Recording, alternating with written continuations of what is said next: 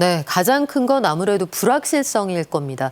지금 우리가 겪고 있는 성장 경로가 탄탄하게 느껴지지 않는 상황에서 미국에서 앞으로 세계 금융시장 또 경제에 어떤 영향을 미칠지 모르는 여러 가지 정책들이 나올 것으로 예상이 되기 때문에 불확실성에 선제적으로 대응한다. 이 측면이 가장 크다고 볼 수가 있겠고요. 우리가 지금 가지고 있는 것들의 변수가 워낙 큰 상황이죠. 예상을 깼다는 평가가 나오는 이유가 바로 그 때문인데 사실 바로 직전의 회의까지만 해도 한국은행 총재는 우리가 가지고 있는 가계부채 문제가 워낙 무겁기 때문에 금리 인하에 신중해야 한다 이런 입장을 거듭해서 밝혀왔습니다. 그래서 이번에는 채권 시장에서도 이번에 한 번쯤은 좀 건너뛰고 내년으로 공을 넘기지 않을까 했는데 그러지 않았단 말이죠. 이렇게 예상을 깼던 금리 인하에는 경기 부양이 필요하다는 절박함이 담겨 있었고 내수가 부진하다는 사인은 사실 상반기에도 있었습니다만 하반기 들어서 한국은행의 고민을 더 키운 건 수출조차도 점차 둔화되고 있다. 바로 이 점 때문입니다. 2분기에 깜짝 역성장을 했고 3분기에 간신히 회복을 했지만 전분기 대비 0.1% 성장이 그쳤기 때문에 4분기도 그리고 내년 1분기도 자신할 수가 없다는 거죠. 이런 상황에서 수출할 수 있는 환경은 더 팍팍해지다 보니 한국은행 입장에서도 덜 나쁜 선택을 해야 할 시점이 됐다. 이렇게 판단을 한 것으로 보입니다. 그런데 이렇게 경기가 좋지 않을 때 재정이 경기의 그 소방관 역할을 해서 불난 곳들을 군데군데 진화를 할 수 있으면 참 좋겠지만 올해 세수 여건이 녹록지가 않습니다. 경기 상황이 좋지 않아서 특히 기업들이 내는 법인세가 크게 거치지 않았고 소비가 부진하면 당연히 그쪽에서도 세수가 줄어들겠죠. 그러면 재정을 풀어서 대응하기에는 한계가 있으니 한국은행의 금리 정책과 정책의 조합이 필요하다. 이렇게 판단을 한 것으로 보이고 이런 정신이 금통위 의결문에도 들어 있습니다. 성장의 하방 압력이 커짐에 따라서 전체적으로 금리를 내려서 경기가 더 나빠지는 걸 방어할 필요가 있었다. 한국은행 금통위의 결론은 이렇습니다. 네, 그러면 이 기준금리를 인하하면 또 자연스럽게 시중은행의 대출 금리도 낮아질 거란 기대감이 커지는데요. 아직은 시간이 짧기 때문인지 그게 체감되진 않는 것 같습니다. 왜 그럴까요? 일단 두 가지 이유 때문일 텐데 한 가지는 시중은행이 가지고 있는 그 총량을 관리해야 한다는 이 목표 때문에 대출이 실질적으로 많이 집행이 되지 않는 게 현실입니다. 그러면 추석 이후에 금리가 낮아졌다고 한들 이 낮은 금리에 대출한 사람이 많지 않을 테니까 시장에서는 대출 금리가 떨어졌다 이렇게 느끼는 분이 많지 않을 거고요. 다른 한 가지는 올해 들어서 은행들의 대출 금리 자체가 기준금리가 떨어진 만큼 충분히 반영이 되지 않았습니다. 이거 숫자로 말씀을 드리면 기준금리는 최근 2달 만에 3.5에서 3까지 내려왔습니다만 이 0.5%포인트 인하된 게 실제 대출 금리에는 충분히 반영이 되지 않은 상황입니다.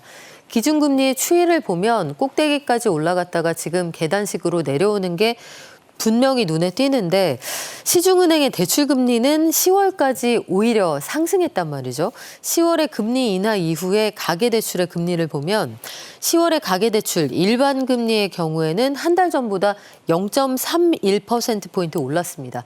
이 주택담보대출로 좁혀서 봐도 한 달 사이에 금리가 0.3% 이상 올랐으니까 아마 대출자들 입장에서는 이 금리가 오히려 올랐다. 기준금리 하락분이 반영되지 않았다. 이렇게 느낄 만한 부분들이 많을 테고 가장 최근에 나온 11월까지의 통계를 좀 넓혀서 보면 고정금리 대출의 경우에는 주택담보대출 금리가 떨어졌다고 하는데 실제로 창구에 가면 대출 집행이 잘 안 됩니다. 그러면 떨어진 금리에 대출받은 분은 적고 기존까지 한참 집값이 올라가던 때 대출받은 분들은 종전보다 비싼 금리의 대출을 받았으니까 아직까지는 아마 실감하는 분이 많지는 않을 거다 이렇게 예상을 해봅니다.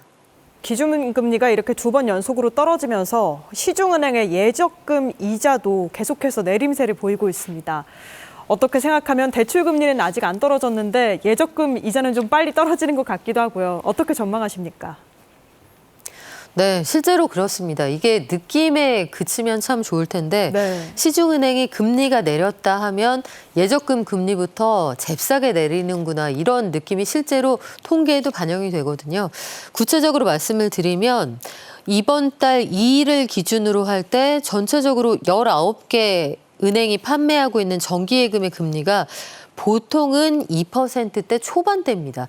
이게 35개 상품 중에서 17개 상품은 다 2%대라는 얘기인데 우대금리 포함하고 우대금리라 하면 뭐 잘 아시겠지만 신용카드 사용하셔야 되고 월급 자동이체 하셔야 되고 이것들을 다 충족을 한다고 해도 최고 금리가 2.8%에 불과하니까 사실은 좀 박하다 이렇게 느끼실 수가 있죠. 3%대 금리 준다고 하면 앞에 줄 서온다 이런 얘기가 나올 정도니까요. 그런데 통상은 대출금리하고 그 예적금 금리가 동반 하락하게 마련인데 지금은 좀 특수한 상황인 게 맞습니다.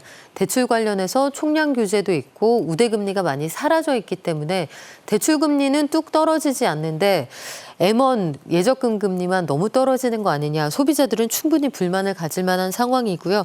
수신금리는 계속해서 내려가서 지금은 3%대 예적금 상품 거의 찾아보기 어려운 상황입니다. 내년에 1%대 경제 성장률로 인해서 우리의 저성장이 고착화될까 이런 우려 때문인데요. 이런 저성장의 늪에서 빠져나오기 위해서는 어떤 대책이 필요할지 또 앞으로 이로 인해서 추가 금리 인하 가능성은 없을지 설명해 주시죠.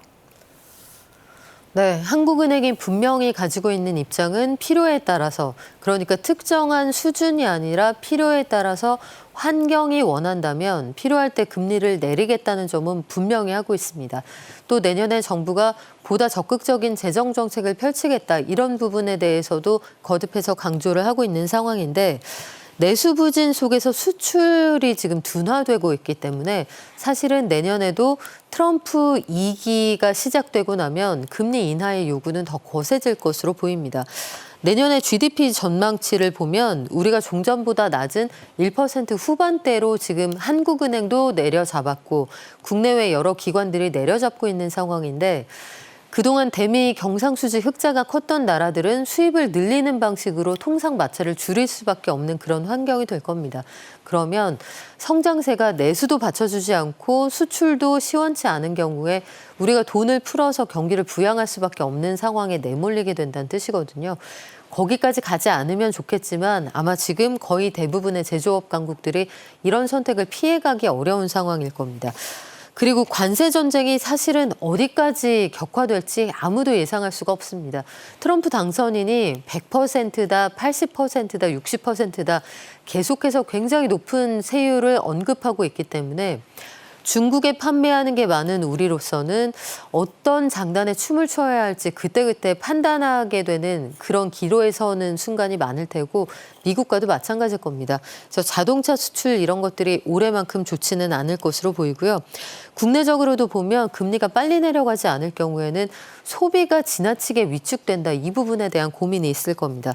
그래서 앞으로 무역과 관련해서 관세 장벽이 높아지고 통상마찰이 올라가면 올라갈수록 국내적으로는 가계부채 증가 속도가 어느 정도 줄어들었으니까 금리 좀 내립시다. 이런 요구에 한국은행도 이 박자를 맞출 수밖에 없는 상황이 펼쳐지지 않을까 예상을 해봅니다.